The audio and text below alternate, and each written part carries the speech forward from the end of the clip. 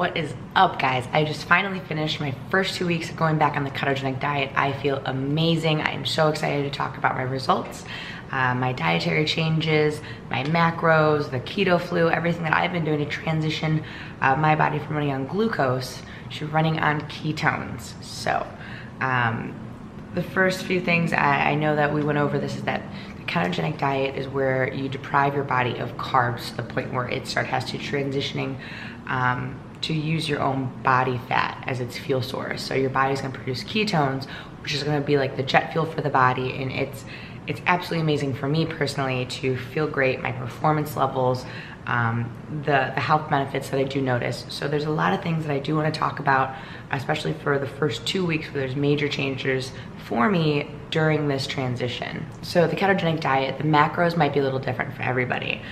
So it's going to be a high fat diet. On the low end, maybe 60% fat, to the higher end, which is going to be 80% fat. You're gonna have moderate protein at 15 to 35%. Carbohydrates, you're about 5% or less. The major benefits that I have experienced, one is weight loss, which is why this diet is getting so much attention. The food is fattier, which is gonna result in higher calories. It makes it easier to almost not overeat because you feel so satiated, you feel fuller longer. Your insulin spikes aren't going up and down from the result of eating carbohydrates, so you're not feeling full and then you're crashing and then you're not getting these cravings. My body is just consistently running off of its own fuel source, which is that fat, and it's a nice consistent energy. 2 weeks before going back onto keto, I decided to start pulling my carbs except for pre and post workout. That's why I still had some of the intensity in the gym, and then I could go into the ketogenic diet knowing that my body wasn't gonna have to make a really huge change. What is the keto flu? This is what I'm worried about battling during this transition, because the first time was absolutely rough. It's the side effects of depriving yourself from the carbohydrates. Your body's been running on glucose as your main fuel source your entire life because that's the normal diet. So the symptoms can hit everyone differently, but mine specifically were headaches, nauseousness, dizziness, my performance levels dropped in the gym. And these symptoms are all just side effects of going through that carb depletion. And I kind of just wanted to prevent the keto flu as much as possible. The first time I did this diet, I got hit with the keto flu so bad I thought I was going to go to the hospital.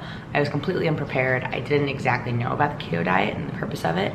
I was actually just following my dietitian who recommended it, and the symptoms were horrible. So I wanted to make this transition as easy as possible going into it the second time. So the first thing that you have to do is change your diet.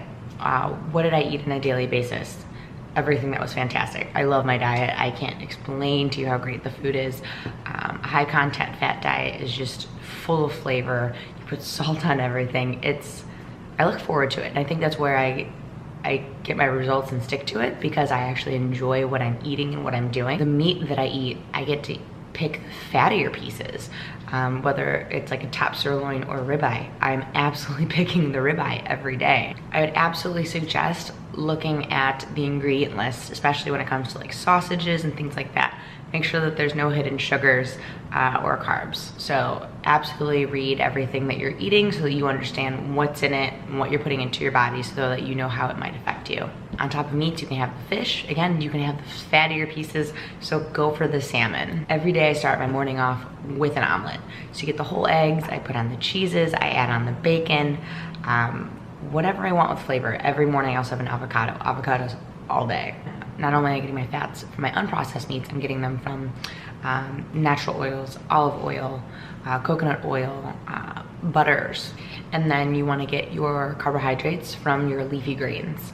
This is where I suggest tracking your macros, because looking at my phone and entering the information, I was blown away by some things that I could have and some things that I couldn't. And I was never a huge vegetable person, but when you saute them in butter, I absolutely guarantee you're gonna like them much more.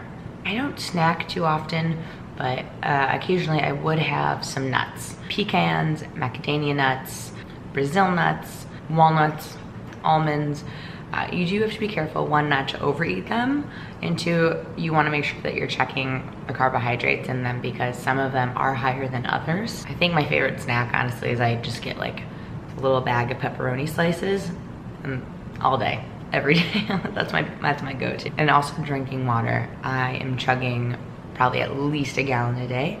I just keep a shaker cup with me. It reminds me to drink water. I constantly have it on hand. You can absolutely have your coffees, you can have your teas. When it comes to alcohol, that's a whole different conversation, which if you guys want to touch on, we can, but keep it simple. So going into the first week, I've adjusted my diet, I've adjusted my macros. I did not track them just because I already have been through this motion of seeing the portions, putting the fats where they need to go and making sure that I'm getting enough fat. So this time I just wanted to eat. I wanted my body to tell me if it was hungry, if it was full, whatever it needed. I was listening to myself rather than having to listen to whatever my phone or whatever I track my macros in. So I wanted to do this based on what my body said. I encourage more activity during this transition. It's gonna help you kind of just burn through all that stored energy from all those carbohydrates and sugars. You need to get that out of your system. So the first 2 days, my performance, my daily activities were not affected at all. I still have that stored energy in my system that I've got to deplete. So I'm in the gym, I'm pushing the weights, and there was no difference in my performance levels. Day 4 was leg day. Probably between every single set, I had to sit down. I felt like I was dizzy, I was nauseous. I literally was laying down at some points just trying to get through the workout, and it was tough. I could definitely tell that the diet was taking not a toll on me, but it was affecting what I was doing. Just my body was in between, are we running on glucose, are we running on fats? It's going through almost like the withdrawal symptoms because you're depriving your body of something. Day 5 and 6 of the keto diet, I was definitely getting lightheaded. Not so much affecting the workout, maybe a couple breaks just to kind of get my bearings, but it really hit me more towards the end of my workout and then maybe the following hour or so. I mean, there was times I was laying on the couch, my head hurt, I couldn't move, I just needed to consume fats and just give my body a little rest. Day 7 of the keto diet, my hunger levels were down, and this is something that kind of tells me that my body is starting to accept this transition, at least I think so. I did have a little bit of a headache in the morning. I laid down, no big deal. The headaches I've noticed were like kind of like my consistent symptom of going through this withdrawal and depletion of carbs. Just constant nauseousness or headaches, especially during activity. Week 1, I started at 133.2 pounds. I did not change the my workout routine. I did not restrict calories. I ate when my body said that I was hungry. And I didn't make any changes other than just the diet, the type of foods that I was eating. So I went from 133.2 pounds at the beginning of week 1, going into week 2 at 130 pounds exactly. So did I lose that much weight within a week? 3.2 pounds? I don't want to say yes, it was fat. I don't think it was. Carbohydrate-rich foods encourage water retention in the body. So when you're depleting yourself of those carbs, you're gonna get rid of a lot of water weight.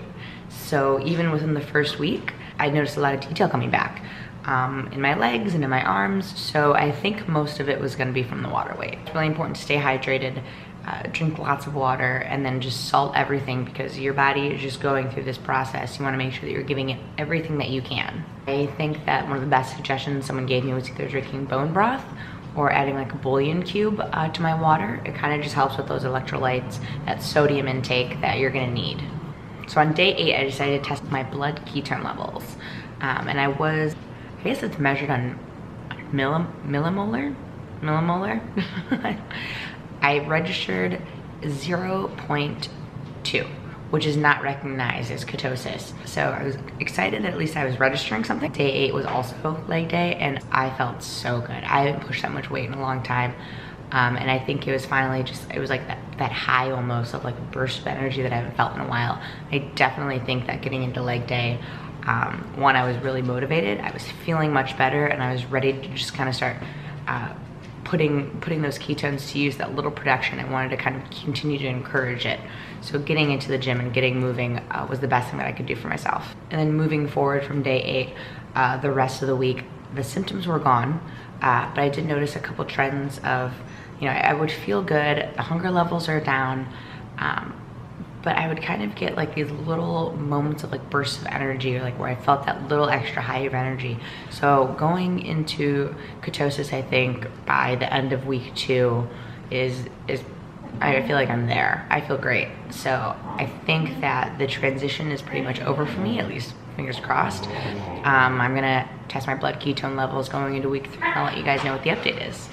My camera just cut out, so this might look a little different, but anyway. So going into week 3, guys, I'm excited to finish the rest of this journey with you. I will be posting another update about 4 weeks into it, just to see my results going 4 weeks into the ketogenic diet. Can't wait to share. So comment below if you have any questions. I'll get back to you guys. Until next time.